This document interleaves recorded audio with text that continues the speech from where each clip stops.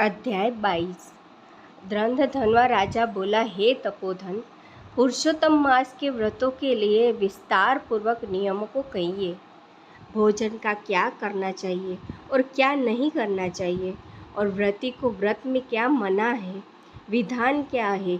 श्री नारायण बोले।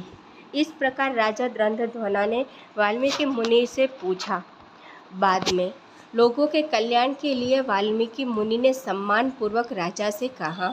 वाल्मीकि मुनि बोले, हे राजन, पुरुषोत्तम मास में जो नियम कहे गए हैं, मुझसे कहे जाने वाले उन नियमों को संक्षेप में सुनिए। नियम में स्थित होकर पुरुषोत्तम मास में हविष्यान भोजन करे।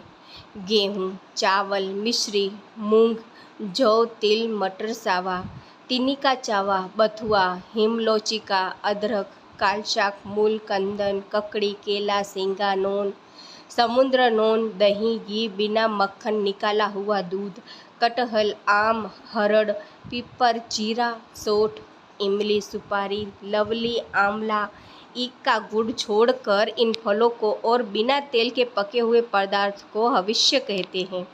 हविष्य भोजन मनुष्य को उपवास के समान कहा गया है। समस्त आमिष, मांस, शहद, बैर, राजमा, सादिक, राई और मादक पदार्थ, दाल, तिल का तेल, लाह से दूषित, भाव से दूषित, क्रिया से दूषित, शब्द से दूषित अन्न को त्याग करे। दूसरे का अन्न, दूसरे से बैर, दूसरे की स्त्री से गमन, तीर्थ के बिना देशांत जाना व्रती छोड़ देवे।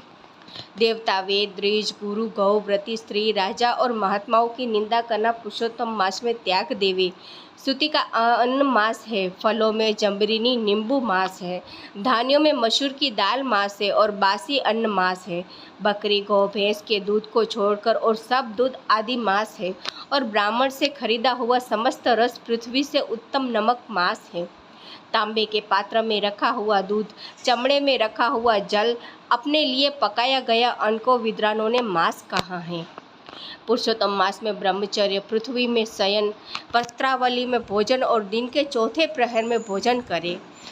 पुरुषोत्तम मास में रजस्वला स्त्री, अन्यंत्यंज, मल्लेश, पतित, संस्कारहीन, ब्राह्मण से द्वेष करने वाला, वेद से गिरा हुआ, इनके साथ बातचीत न करे।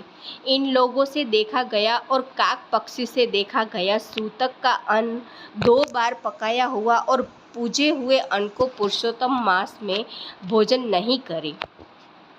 प्याज, लहसुन, मोथा, छल्ला, गाजर, नालिक, मूली, श्रीगु इनको पुरुषोत्तम मास में त्याग देवे। व्रती इन पदार्थों को समस्त व्रतों में हमेशा त्याग करे। विष्णु भगवान के प्रिय तीर्थ अपनी शक्ति के अनुसार कच्छ आदि व्रतों को करे। कोहड़ा, कटकारिका, लटजीरा, मूली, बेल, इंद्रियल, आंवला के फल, नारियल, अलाबू, परवल, बेर, चर्मशाक, बैगन, आजिक, बलि और जल में उत्पन्न होने वाले शाक, प्रतिपद आदि तिथियों में क्रमश इन शाकों का त्याग करना। गृहस्थाश्रमी रविवार को आंवला सदा ही त्याग करे। पुरुषोत्तम भगवान के प्रिय तीर्थ जिन जिन वस्तुओं का त्याग करें, उन वस्तुओं को प्रथम ब्राह्मणों को देकर फिर हमेशा भोजन करें। व्रती कार्तिक और माघ मास में इन नियमों को करे। हे राजन, व्रती नियम के बिना फलों को नहीं प्राप्त करता है।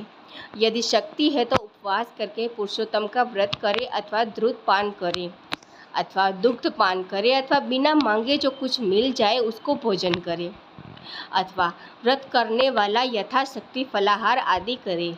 जिसमें व्रत भंग न हो, विद्वान इस तरह व्रत का नियम धारण करे। पवित्र दिन प्रातःकाल उठकर पूर्वाह की क्रिया को करके भक्ति से श्री कृष्ण भगवान का हृदय में स्मरण करता हुआ नियम को ग्रहण करे। हे भूपते, उपवास व्रत, नख व्रत और एक भुक्त इनमें से एक का निश्चय करके इन व्रत को करे। पुरुषोत्तम मास में भक्ति से श्रीमद् भागवत का श्रवण करे तो उस पुण्य को ब्रह्मा कभी कहने में समर्थ नहीं होंगे। श्री पुरुषोत्तम मास में लाख तुलसी दल से सालग्राम का पूजन करे तो उसका अनंत पुण्य होता है।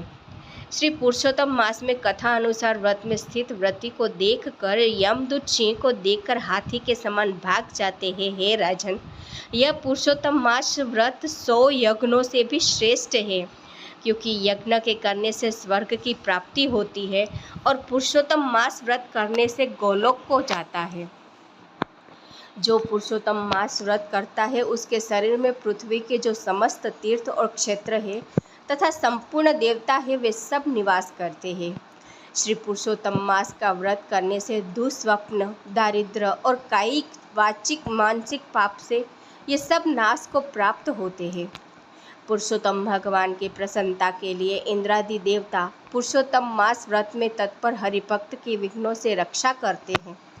पुरुषोत्तम मास व्रत को करने वाले जिन जिन स्थानों में निवास करते हैं वहाँ उनके सम्मुख भूत, प्रेत, पिशाच आदि नहीं रहते हैं। हे राजन, इस प्रकार जो विधि पूर्वक पुरुषोत्तम मास व्रत को करेगा उस मास व्रत के फलों को यथार्थ रूप से कहने के लिए साक्षात शेषनाग भगवान भी समर्थ नहीं है। श्री नारायण बोले, जो पुरुषों में श्रेष्ठ पुरुष मन से अत्यंत आदर के साथ इस प्रिय पुरुषोत्तम मास व्रत को करता है वह पुरुषों में श्रेष्ठ और अत्यंत प्रिय होकर रसिकेश्वर पुरुषोत्तम भगवान के साथ गोलोक में आनंद करता है। इति श्री ब्रह्मनारदीय पुराणे पुरुषोत्तम मास महात्म्ये द्वाविंशो अध्याय संपूर्णम्। ओम हरि शरणम्।